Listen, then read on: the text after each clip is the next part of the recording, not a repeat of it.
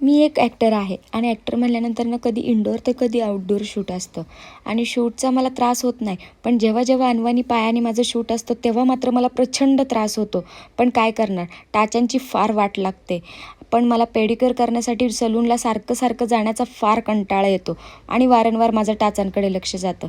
मग काय करायचं, मी एक आयडिया लढवली. मी ॲमेझॉनवरून एक प्रोडक्ट मागवलं ज्याचं नाव आहे हर्बन योगचं कॅलर्स रिमूव्हर. हे मी मागवलं आणि हे मागवल्यानंतरनं मला ह्याचा खूप म्हणजे खूप फायदा झालेला आहे.